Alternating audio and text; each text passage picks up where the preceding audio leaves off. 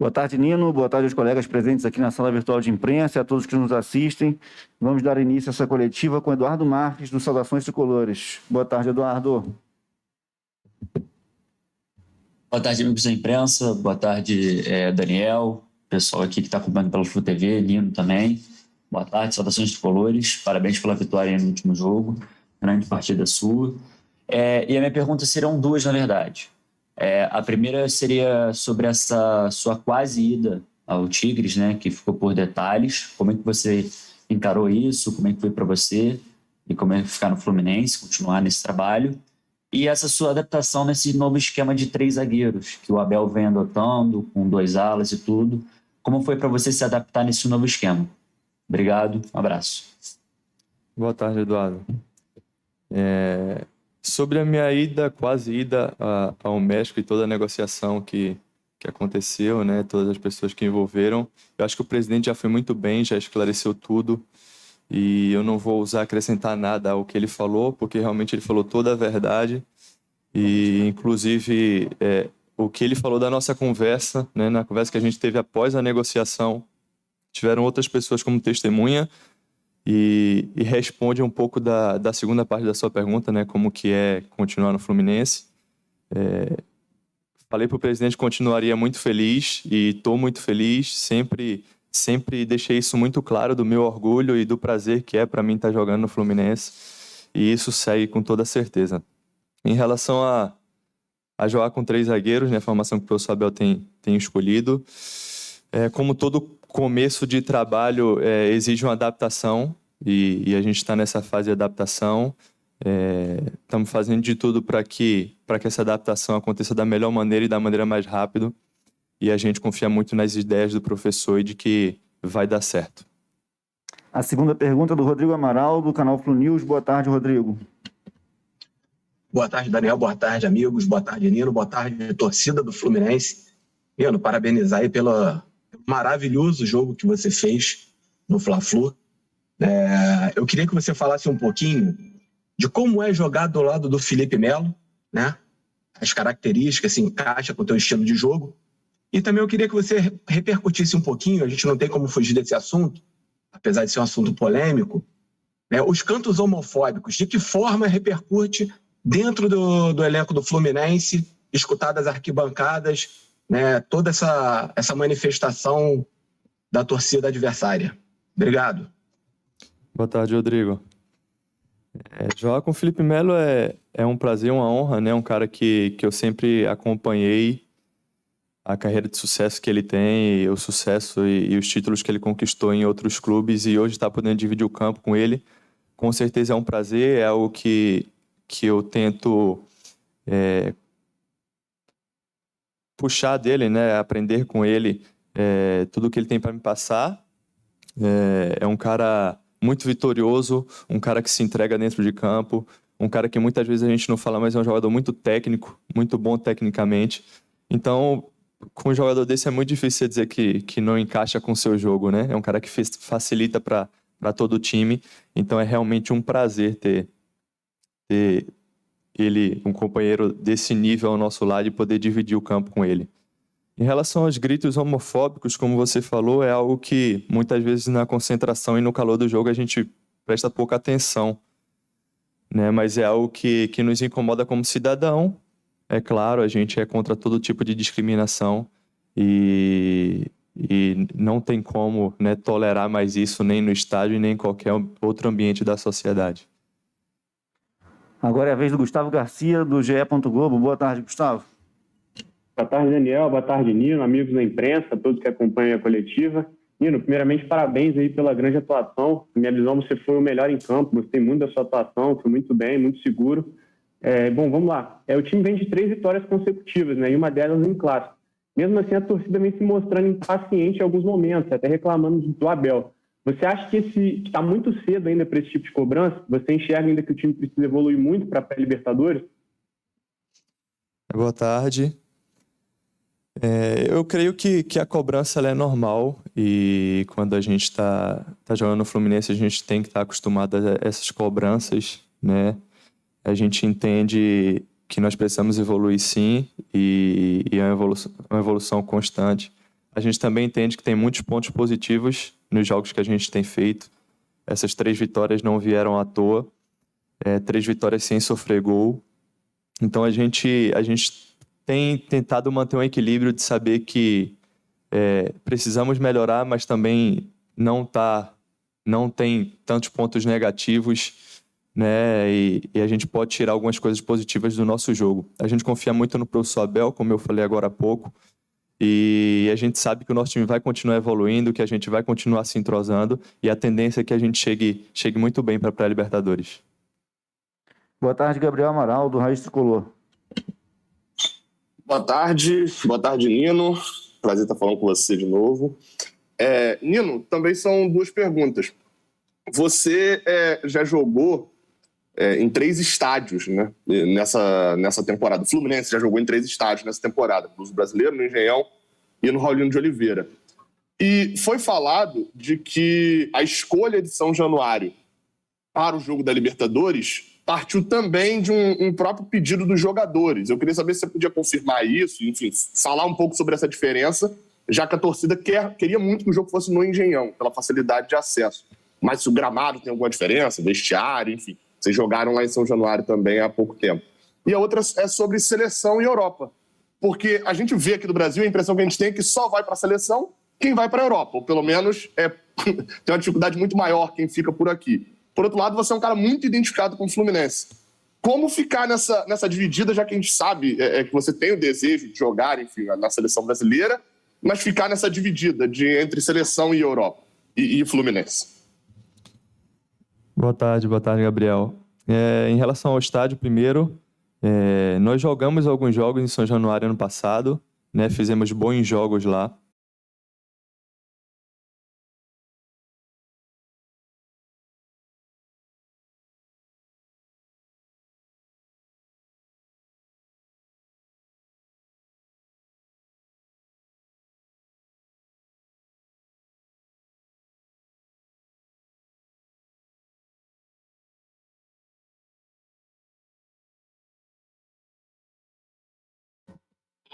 Beleza. Vou refazer a pergunta, então.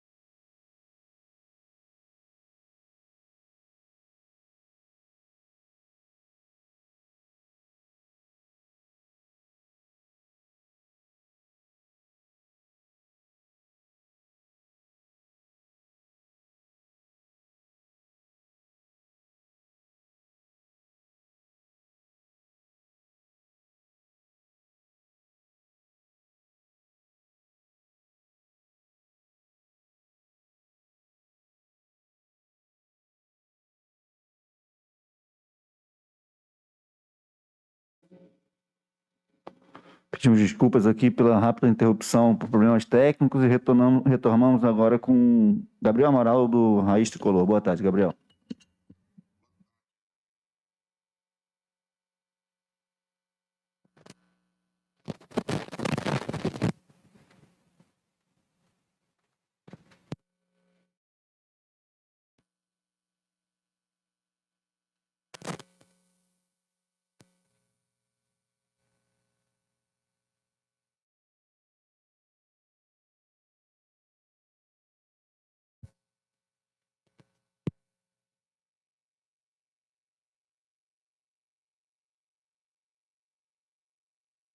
Caso de estrutura, de gramado, de vestiário, sobre esses estádios. E a outra é sobre seleção e Europa versus Fluminense. A gente sabe que aqui, muitas vezes, no Brasil, na maioria das vezes, na verdade, o jogador precisa pisar na Europa, mesmo sem ter uma elevação de desempenho, para ser convocado. É um atestado ali que ele precisa ter. E você é um cara que está muito identificado no Fluminense. E já falou algumas vezes de desejo, vai ficar bastante tempo aqui. Como lidar com essa duplicidade de ter que ir para a Europa para estar na seleção, mas ao mesmo tempo ficando no Fluminense, podendo ser ídolo aqui? Boa tarde, Gabriel. A gente jogou alguns jogos em São Januário ano passado também pelo Campeonato Brasileiro e fizemos bons jogos lá. É um bom estádio, como o Engenhão, como o Maracanã. É claro que a escolha de um estádio para um jogo tão importante assim envolve outros fatores também, fatores que não cabem a nós jogadores, mas a gente sabe que a melhor decisão vai ser tomada com certeza. Em relação à seleção e à Europa, a seleção brasileira é um sonho, acredito que não só para mim, mas para todos os jogadores, um sonho que eu alimento comigo e que eu trabalho para que um dia eu alcance, mas eu levo com muita naturalidade isso. Eu sou muito feliz aqui no Fluminense, eu sei da visibilidade que o Fluminense também tem, então eu tento estar focado sempre em fazer o meu melhor aqui, em estar trabalhando para evoluir o máximo possível, para que se um dia for de acontecer que essa oportunidade chegue para mim. Agora é a vez do Vitor Lessa, da Rádio Globo. Boa tarde, Vitor. Boa tarde, Daniel. Boa tarde, Nino. Boa tarde a todos. Nino, você já disse aí que vocês sabem que o time ainda precisa evoluir, precisa melhorar em algumas coisas. Então, dentro dessas coisas, daquilo que vocês vêm discutindo para melhorar, vocês acham que vai ter tempo suficiente para o Fluminense chegar já bem melhor, bem mais encorpado, bem mais preparado para o jogo do dia 22, que, obviamente, é o jogo que mais importa agora nesse início de temporada, até porque é sempre um risco muito grande, né? Esses jogos de Libertadores no início do ano, quando a equipe ainda está se entrosando, ainda está naquele processo de preparação. E também queria que você comentasse sobre o Marcos Felipe, por favor, porque quando acabou o jogo, e claro, ele salvou a vitória contra o Flamengo, foi muito festejado por vocês.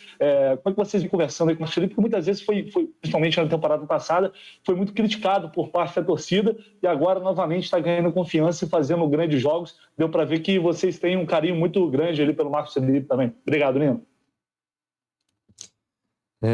Eu creio sim, boa tarde.